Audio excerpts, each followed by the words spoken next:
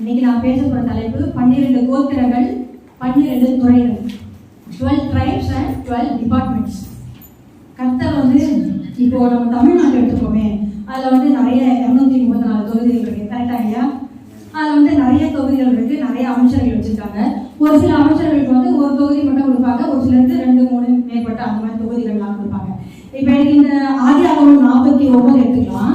அதில் நான் படிக்கும் போது எனக்கு இதுதான் எனக்கு தோணுச்சு. எனக்கு யாக்கோபு என்ன பண்றாரு, கடைசி காலத்துல அவருடைய பிள்ளைகளை எல்லாரையும் வர வச்சு ஒவ்வொரு குழந்தைகளா வந்து ஆசீர்வதிக்கிறாரு. ஆசீர்வதிச்சு நீ இப்படியாக அப்படியாக, இப்ப நம்ம ஜனங்க சொல்லுவாங்க பார்த்தீங்களா, வயசானவங்க பேர பிள்ளைகளை பார்த்து நீ பெரிய கலெக்டராகுவா, நீ பெரிய டாக்டராகுவா, அந்த மாதிரிட்டு அதே மாதிரி யாக்கோபு என்ன பண்றாரு, அவங்க பிள்ளைகளை கூப்பிட்டு ஆசீர்வதிச்சு ஒவ்வொரு துறைகளை கொடுத்துருக்காரு, அதாவது ஆசீர்வாதங்களை கொடுத்துருக்காரு.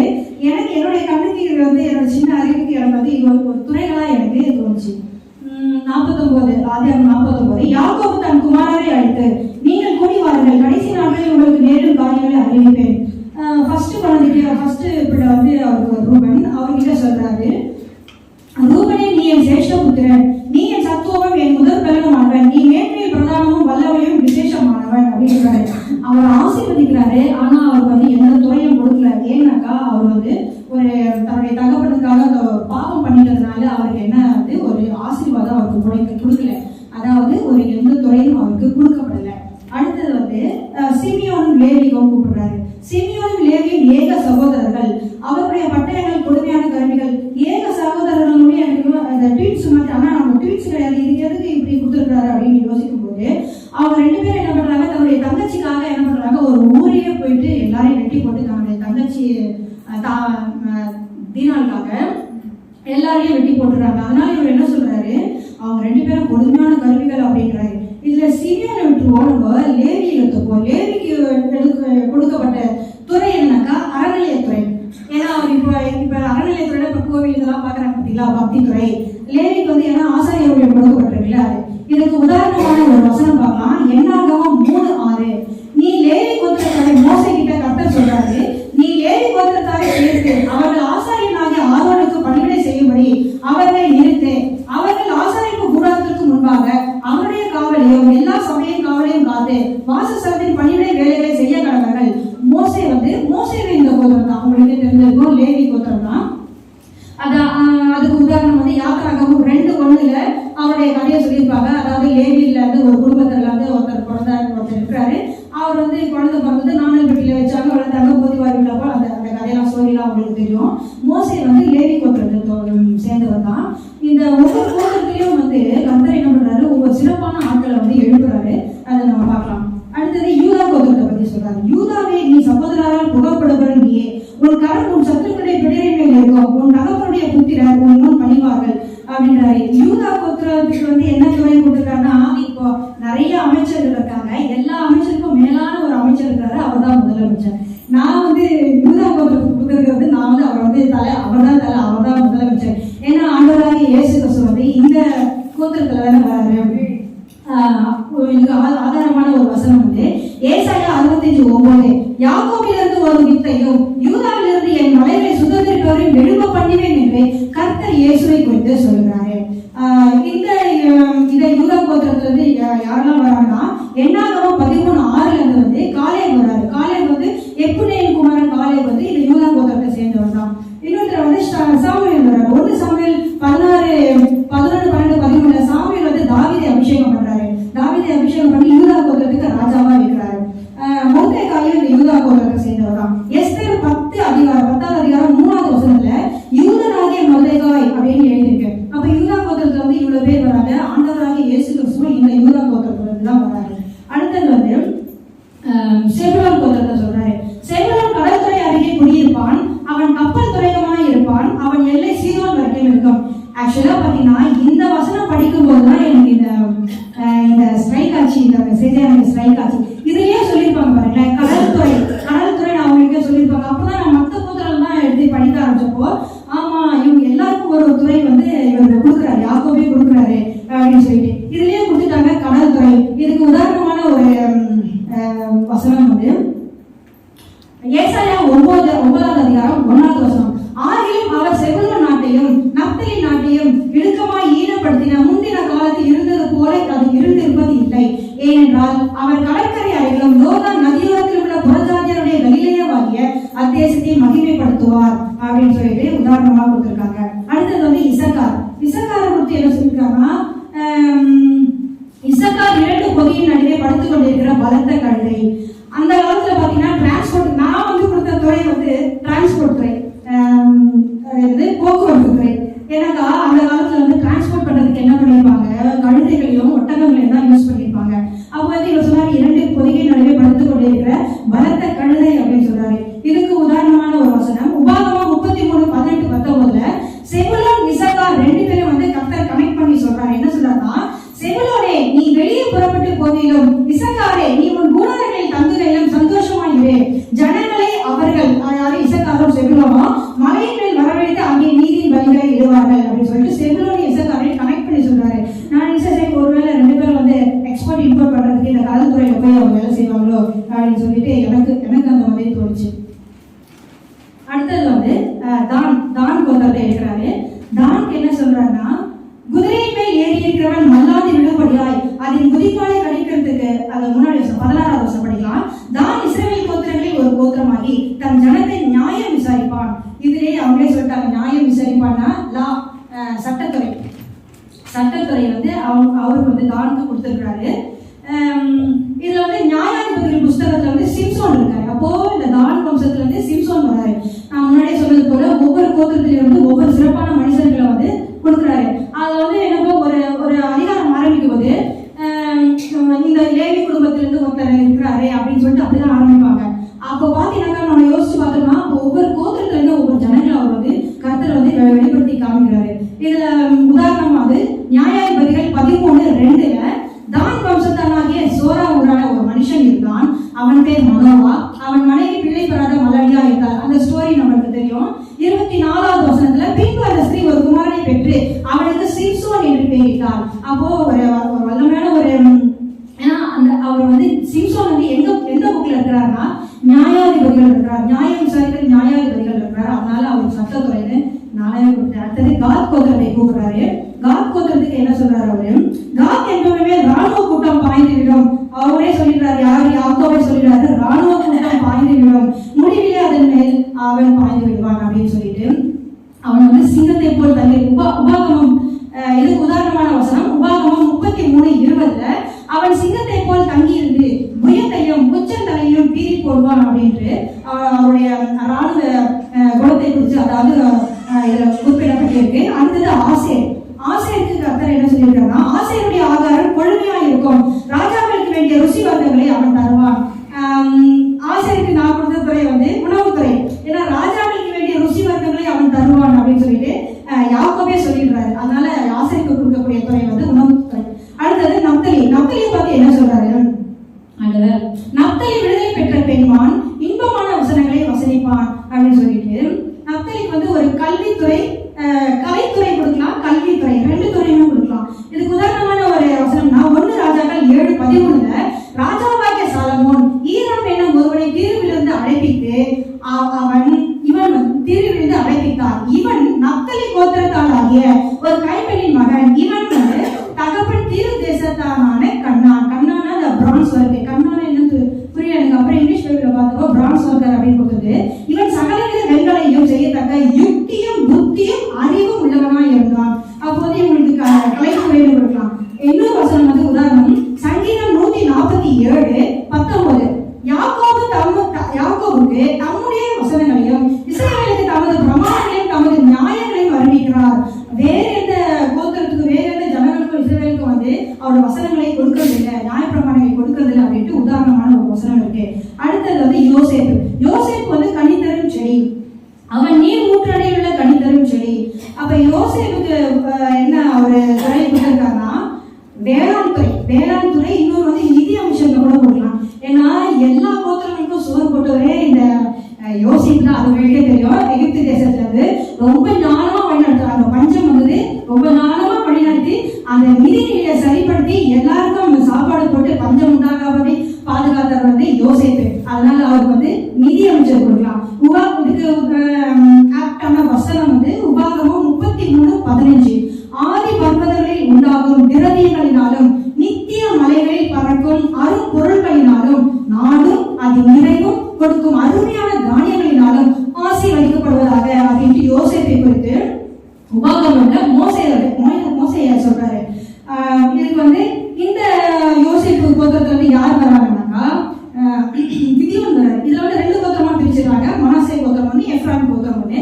மனாசே கோத்திரத்துல கிதியோன் வராரு. அதுக்கு உதாரணமான வசனம் நியாயாதிபதிகள் 6:15-16. அதுல வந்து கிதியோனை பத்தி சொல்லியிருப்பாங்க. இவர் மனாசே கோத்திரத்துல இருந்து வந்தாரு.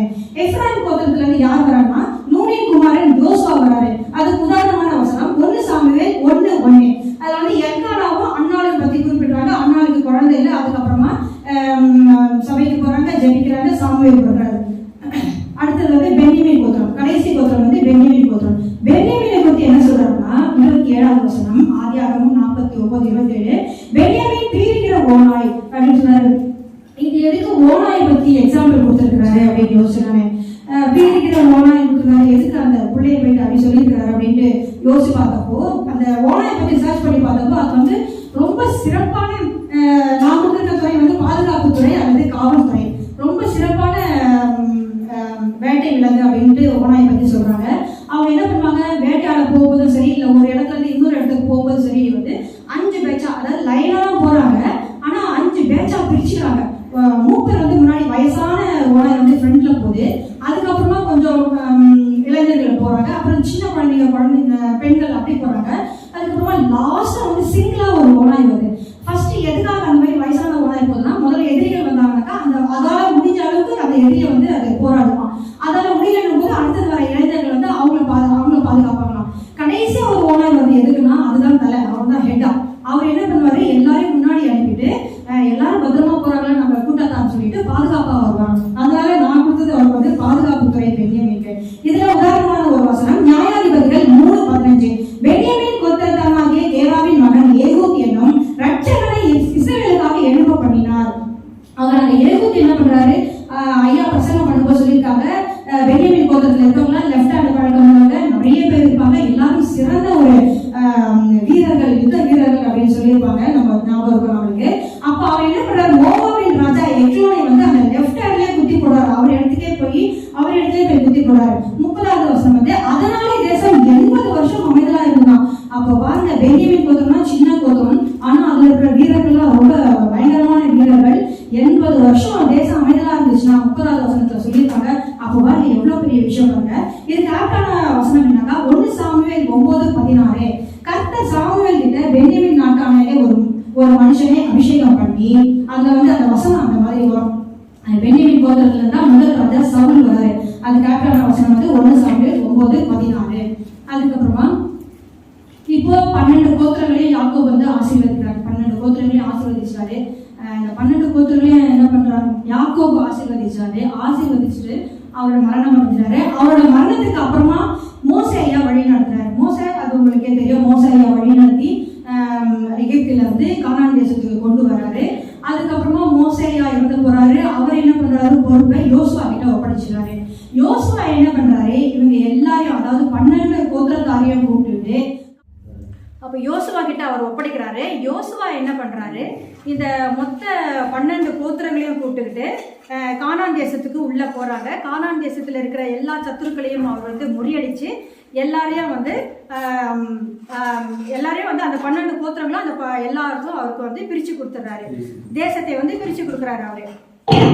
அதுக்கப்புறமா இதுக்கு ஒரு ஆக்டான வசனம் வந்து என்னாகமம் 26:54 சொல்றாரு, நீ அநேக பேருக்கு அதிக சுதந்திரமும் கொஞ்சம் பேருக்கு கொஞ்சம் சுதந்திரமும் கொடுப்பாயாக, ஆனாலும் சீட்டு போட்டுதான் கொடுக்கணும் அப்படின்னு சொல்றாரு. இந்த அநேக பேருக்கு அநேகம்னாக்க ஒரு வீட்டுல நிறைய பிள்ளைங்க இருப்பாங்க, ஒரு வீட்டுல கொஞ்சம் பிள்ளைங்க இருப்பாங்க.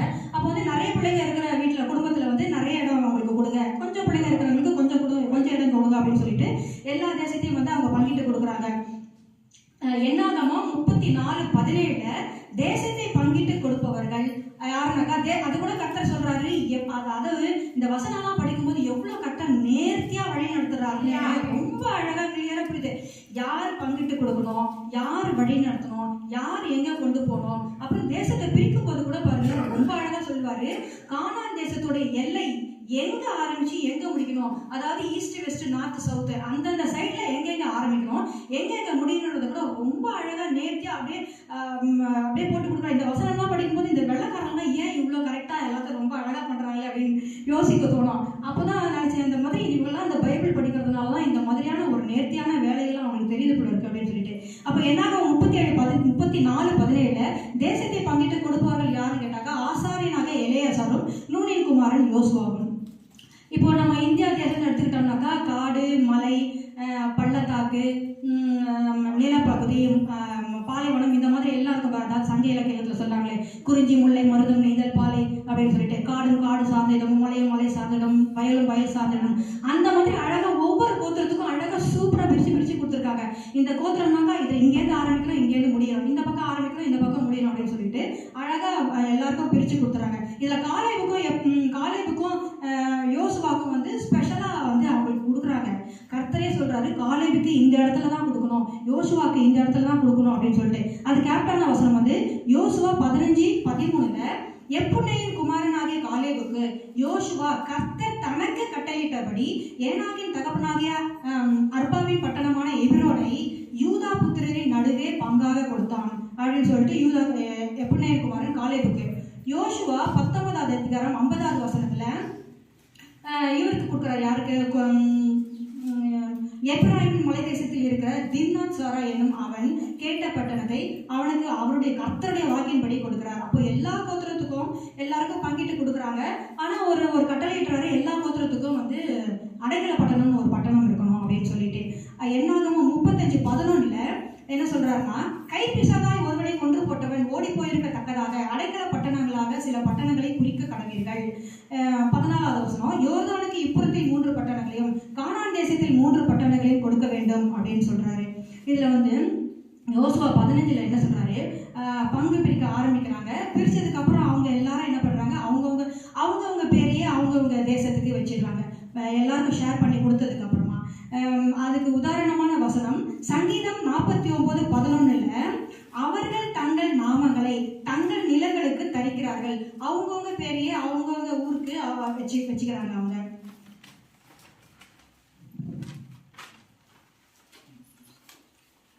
இதுல பாத்தீங்கன்னா அதே மாதிரி தான் என்னாகமம் 34 கிழக்கு மேற்கு வடக்கு தெற்கு அப்படின்னு சொல்லிட்டு கானான் தேசத்தின் எல்லையை அழகா குடிச்சிடுறாரு. இப்போ நம்ம கூட சொல்லலாம், நம்ம இந்த சர்ச் வந்து நம்ம 10ஆம் நம்பர் பிளாட் நம்பர் 10ன்னு வச்சுக்கோங்களேன். அதுக்கு கிழக்கு பக்கம்னா இதுதான் இருக்கிற ஈஸ்ட் பக்கம் பார்த்தீங்கன்னாக்கா 20 அடி ரோடு உங்க எல்லாருக்குமே தெரிஞ்சிருக்கும். மேற்கு பக்கம் பார்த்தீங்கன்னா 20 அடி ரோடு, இந்த பக்கம் பார்த்தீங்கன்னா இந்த அளவு அப்படின்னு சொல்லிட்டு அழகா சொல்லி குடிச்சிருக்காங்க. எனக்கு தோணும் இதெல்லாம் பார்த்து தான் வந்து மேப்பு போட்டிருப்பாங்க போல இருக்கு அப்படின்னு சொல்லிட்டோம். அதுக்கப்புறமா இதுல பங்கு பிரிக்கும் போது பெரிய பிள்ளை என்ன பண்றாரு, ரூபன் என்னாகமம் 32:1 ரூபன் புத்திரருக்கும் காத் புத்திரருக்கும் ஆடு மாடுகள் மிகவும் திரளாய் இருந்தது. அவர்கள் யாசேர் தேசத்தையும் கீலேயாத் தேசத்தையும் பார்த்த போது அது ஆடு மாடுகளுக்கு தகுந்த இடம் என்று கண்டார்கள். அப்ப இவங்க 2 பேரும் என்ன பண்றாங்க, யோர்தானுக்கு இந்த பக்கமாவே எங்களுக்கு பங்கு கொடுத்துருங்க அப்படின்னு சொல்லிட்டு கேட்கறாங்க.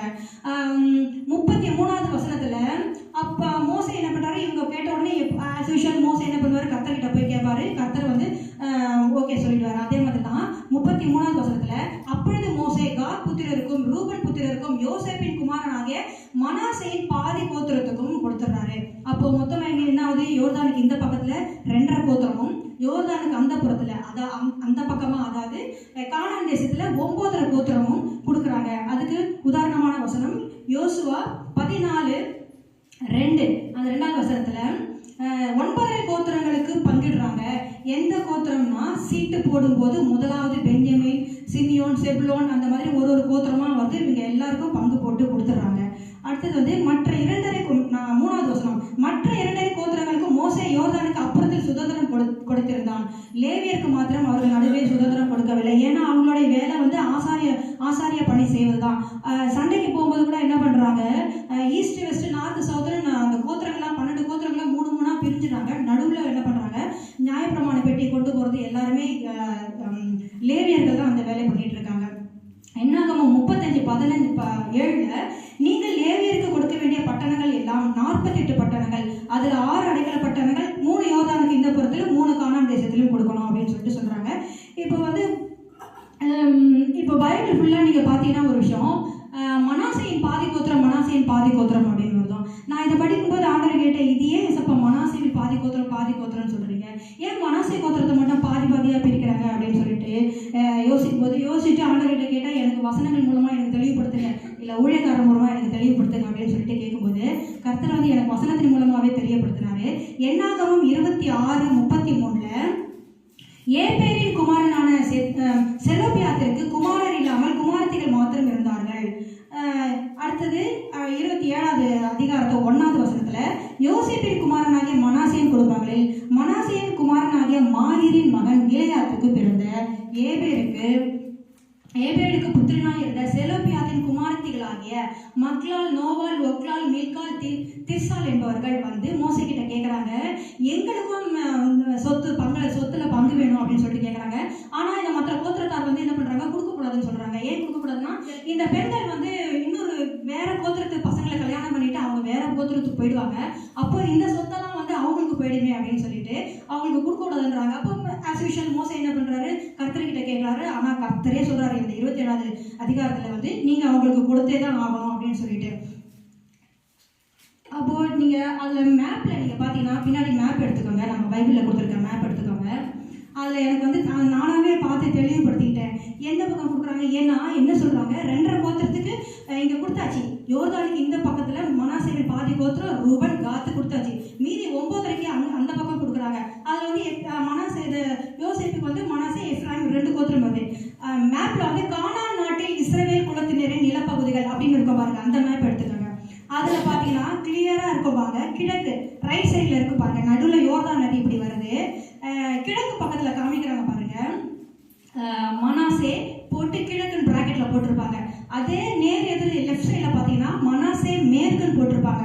அப்போ பொம்பளை பிள்ளைங்களுக்கு வந்து என்ன பண்ணுறாங்க, மனாசே பாதி கோத்திரம் மேற்கு சைடு கொடுக்குறாங்க. கிழக்கு பக்கம் பார்த்தீங்கன்னா ஆம்பளை பிள்ளைங்களுக்கு மனாசேவின் பாதி கோத்திரம் ஆம்பளை பிள்ளைங்களுக்கு இந்த பக்கம் கொடுக்குறாங்க. நீங்கள் பார்த்தீங்கன்னா தெரியும், மனாசே கிழக்கு, காத்து கீழே வந்து ரூபன். ஏன்னா இந்த 2.5 கோத்திரம் இந்த பக்கம் பிரிச்சாச்சு, மீதி இருக்கிற 9.5 கோத்திரம் வந்து அந்த பக்கம் பிரிச்சாச்சு. அப்போ அதனால தான் இப்படி இருக்கு ஆண்டவர். ஆனாலும் பாருங்க, ஆண்டவர் அந்த காலத்திலேயே என்ன பண்ணியிருக்காரு, பொம்பளை பிள்ளைங்களுக்கு சம பங்கு கொடுக்குறோன்னு அப்பவே எவ்வளோ தெளிவாக சொல்லியிருக்கிறாங்க பாருங்க. இந்த 12 கோத்திரங்களும் வந்து அதுக்கப்புறமா வராங்க. எல்லாரும் எங்கள் தகப்பனுக்கு குமாரன் இல்லாததினால் அவருடைய பேர் அவருடைய வம்சத்தில் இல்லாமல் அற்று போகலாமோ, எங்கள் தகப்பனுடைய சகோதரர்களை எங்களுக்கு காணியாட்சியை கொடுக்க வேண்டும் என்றார்கள். அப்போ மோசே வந்து 7வது வசனத்தில் கொடுக்க சொல்றாரு. எல்லாம் முடிஞ்சு போச்சு. இப்போ பார்த்தீங்கன்னா இந்த 12 கோத்திரங்களும் கானான் தேசத்துக்கு வந்துட்டாங்க, சுதந்திரித்து கொண்டாங்க. இந்த 12 கோத்திரங்களையும் பாரு, பார்த்தீங்கன்னா நிறைய விஷயங்கள் வந்து அழகா பிரிச்சிருப்பாரு. நிறைய விஷயங்கள் வந்து 3 கோத்திரமா பிரிச்சிருப்பாங்க. அதே மாதிரி இப்போ யோர்தானை கடந்து வரும்போது கூட அவர் என்ன பண்ணியிருப்பாரு, யோசுவா தானே கூட்டிட்டு வர்றாரு. யோர்தானை கடக்கும் போது அந்த யோர்தான் இதில் வந்து 12 கற்களை வச்சிருப்பாங்க, 12 கோத்திரத்துக்கு அடையாளமாக. நம்ம ஏன்னா கடலை வற்றி போக பண்ணினார்ன்றது ஒரு பெரிய ஒரு அதிசயமான ஒரு விஷயம் இல்லை அது.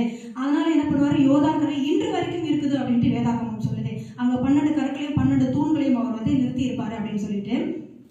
அதுக்கப்புறம் என்ன பண்றாங்க, யோர்தானை கடக்கும்போது ஏபோத்து ஆசாரியர் வந்து என்ன பண்றாரு, ஆசாரியர் பரிசுத்த ஸ்தலத்துக்கு உள்ள போகும்போது ஏபோத்தை தரிச்சிட்டு போறாரு. அதுலயே வந்து 12 கற்கள் இருக்கும், நவரத்தின கற்கள் இருக்கும். ஏன்னா வந்து 12 கோத்திரத்துக்காக அவங்களுடைய பாவங்களுக்காக எல்லாத்துக்காகவும் அந்த ஒரு ஆசாரியனே போயிட்டு அவங்களுக்காக ஜபிக்கிற மாதிரியும் கர்த்தர்கிட்ட வந்து மன்றாடி கேட்கிற மாதிரியும் அதுக்கு அர்த்தம் உண்டாகும்படியாக 12 கற்கள் அங்கே இருக்கப்பட்டதாக சொல்லியிருக்கேன். இப்போ இன்னொன்று வந்து என்ன பார்த்தீங்கன்னாக்கா, வேதாகமத்தில் வந்து புறஜாதியார் சொல்லிட்டே இருப்பாங்க. அதுக்கு ஒரு வசனம் எடுக்கலாம். கர்த்தர் வந்து ஏசப்பா வந்து 12 சீஷன்களை வந்து பிரிப்பார், 12 சீஷன்களை வந்து செலக்ட் பண்ணுவார். நான் அந்த வந்து 12 சீஷன்களை செலக்ட் பண்ணும்போது நான் அந்த வசனம் படிக்கும்போது நான் யோசித்தேன், மத்தேயு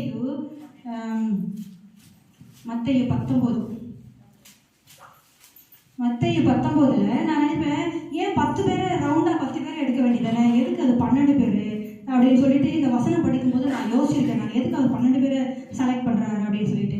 அப்புறம் தான் இந்த வசனம்லாம் படிக்கும்போது எனக்கு புரிஞ்சது.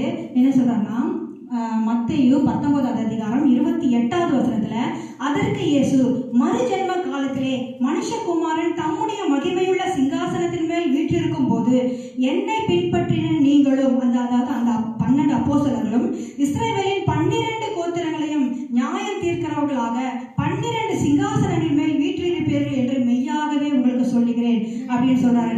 அப்போ நான் அப்பதான் எனக்கு இந்த வசனம் படிக்கும்போது, இந்த மெசேஜ் எடுக்கும்போது எனக்கு தோணுச்சு, நான் அன்னைக்கு கேட்டது ஞாபகம் வச்சு, எதுக்கு 12 பேரை எடுக்கணும், ரவுண்டா 10 பேரை கொண்டு போக வேண்டியது அப்படின்னு சொல்லிட்டு நான் யோசிச்சேன். நான் அப்போ அந்த 12 கோத்திரங்களுக்காக எல்லா விஷயத்துல, நிறைய விஷயத்துல பாருங்க 12 12 12 வரும். எதுக்காகனா 12 கோத்திரங்களுக்காக கர்த்தர் வந்து இந்த மாதிரி எடுப்பாரு.